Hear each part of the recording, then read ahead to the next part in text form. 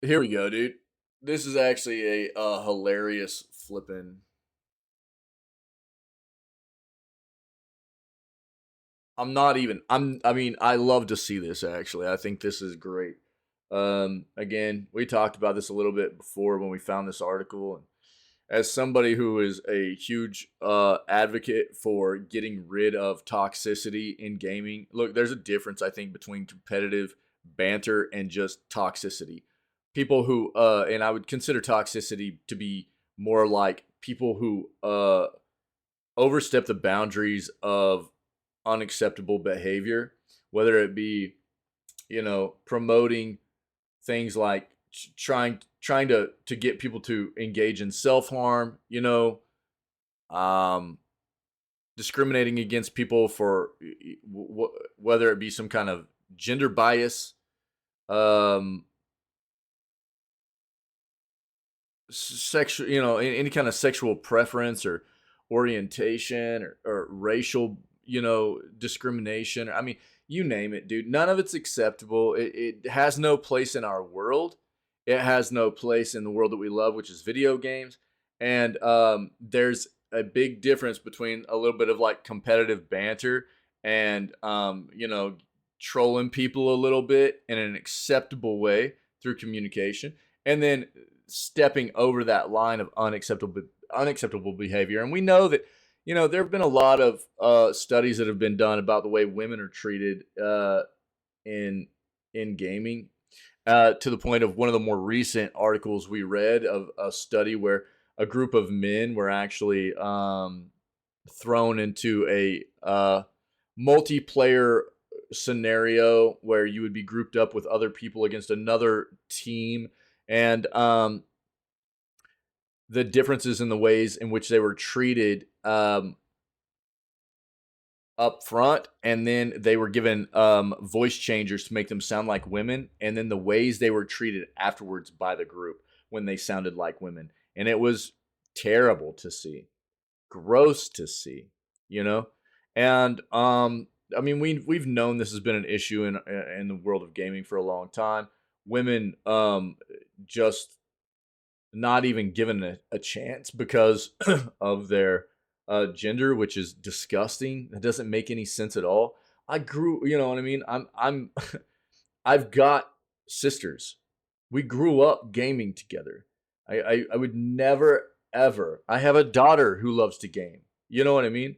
I would never ever want to have to see anybody, or have to picture them dealing with the kind of stuff I've seen other people have to deal with. Just based on the fact of their gender. How disgusting is that? So gross.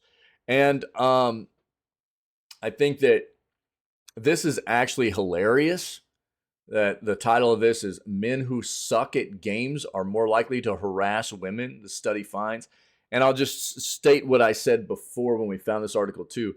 I absolutely believe this, even without reading the study yet. I think that it's easy to believe this statement.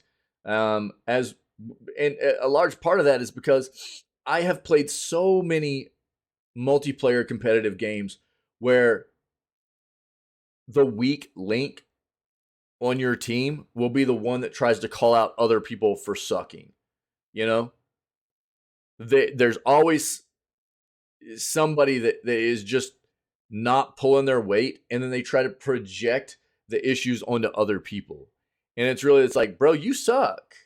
It's like, sorry, man.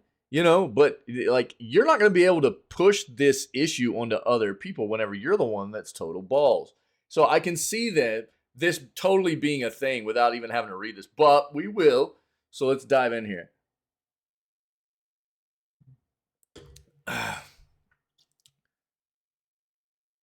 And look,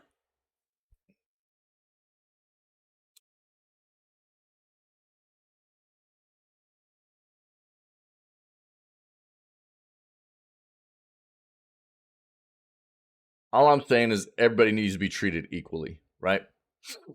That's it. Everybody needs to be treated equally, but there's also no room for that like stepping over the line of being toxic, unacceptable behavior and everything. Everybody needs to be treated equally. There's no reason not to be. Yeah. Let's see what this has to say. This isn't new information to anyone who has been harassed online, but a study has now confirmed our suspicions by saying categorically that men who suck at gaming are more likely to harass women. Dun, dun, dun. Okay, so it isn't shocking news. No, it's not. Or sadly surprising news, but it's comforting to see validation appearing by way of scientific study.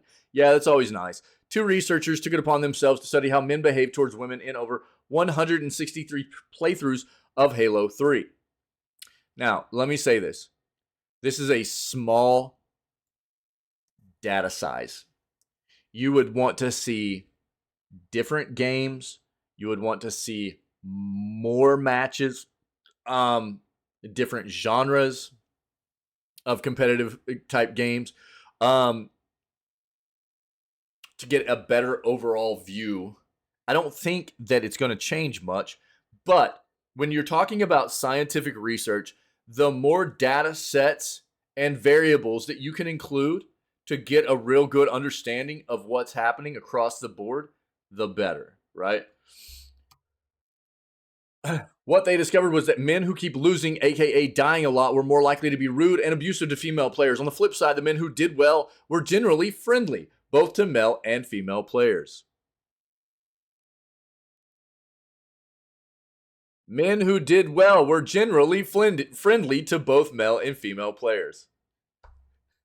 I love this, dude. Bro, this is great. This is great. So I think what this comes down to is like, keep this in mind. Normally, if you come across somebody in a game and they're a pretty cordial individual, they're probably a pretty solid gamer, more than likely. You know what I mean? Yo, Florida, how you doing? How you doing? Good morning, my friend. Happy Thursday. But if you come across somebody that's like a toxic asshole, it's probably because they suck. Yeah. Let me preface what's been said by saying there's a lot of stereotypical gender theory involved in this one, so buckle up. Quote, low status males that have the most to lose, explained the researchers. They said that this is due to a hierarchical reconfiguration with those low status males responding to the threat female competitors pose. When compared to those they labeled as high status males, it was found that because they had the least to fear, they were more positive towards other players. That's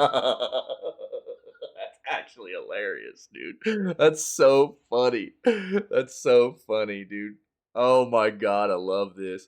The researchers, who hailed from the University of New South Wales and the Miami University in Ohio, went on to detail how some of the men playing Halo appeared to be thrown off when they heard a woman speaking during their playthroughs, before suggesting that young men need to be taught not to feel like losing to a woman is socially debilitating.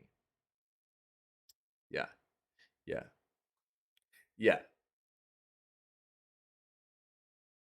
Unfortunately, there's going to be a part of this that is culturally ingrained in people. It's sad, but it's also true. Okay. There's a part of culture that has, and I mean, look, I'm just spitting facts here. Okay. Throughout the history of the world, there are many cultures that have viewed men as superior to women, right? All the way around, and have treated them as such also. And while we move through modern times, there's still a lot of work that needs to be done, and a lot of, I mean, just like with not just with gender, but with race and with, I mean, any other thing that can be discriminated against, right? There's still a lot of work that needs to be done in social justice when it comes to, everybody being viewed as an equal, independent of, what your skin color is, what your sexual orientation is, what your gender is, what your sexual preference is, anything like that, right? But it's undeniable that women have been viewed in many cultures as a lesser gender for a long time, and it's been a struggle to get where we're at, even in modern day, and it's still something that is having to be worked on, right? And so when you think about that, and you think about there's still cultures out there that are raised, you know what I mean, and developed on some of that thought process, you know, you have to understand that some of it is still a cultural thing too, unfortunately, right? Um, it's important for us to make it clear that one study does not equal solid facts. Absolutely. That's why I was talking about you need more data sets, you need more variables. You have to keep pushing for more on these scientific fronts to get a better understanding of exactly what's happening, right? But it's a good start, no doubt. More studies need to be conducted on larger groups of gamers, different gamers, etc., for the evidence to really solidify into something official. All you PlayStation and Xbox fanboys who like to spit some harsh comments on your mics as you play, maybe don't do that. You don't want to reveal how much you suck at video games any more than your skills already show. That's actually funny, dude. Yo. That I love this. Look, this is a great flipping image right here too. This is funny, dude. Yeah, yeah, this is funny. Yeah, I love this though. Yeah, like I said, I mean, look, dude. Um, as somebody who has sisters that I grew up playing games with, they weren't ever as much into gaming as I was, you know, but we played games, a lot of games together growing up. And I have a daughter who loves playing video games and stuff. Dude, I don't want I don't want any women to be treated this way, you know? Um, because I wouldn't want, I mean, again, as somebody who I think anybody that hangs out here at all or for any length of time knows the kind of person I am and the way that I'm about equality. I'm about people being treated the right way. I think it's asinine that we have to still in the modern world deal with so much disdain and hate between people just because of ridiculous differences. Yeah, it doesn't make any sense. It's such a stupid thing for people to hate one another for, you know? As long as you're a good person, that's all that should really matter. And people just continue to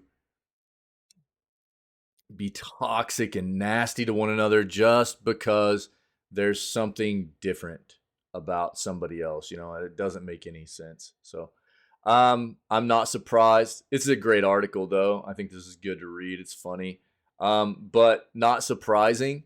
And yeah, I think this just is a great way. I'll link this for you guys. And maybe, you know, just hold on to this, bookmark this or something. And next time you're in a game where somebody's treating somebody like a piece of crap, be like, hey, bro, maybe you should take a read. You know, you kind of suck, and scientists have found out that you're talking trash to other people because you suck. You know, might be a nice play.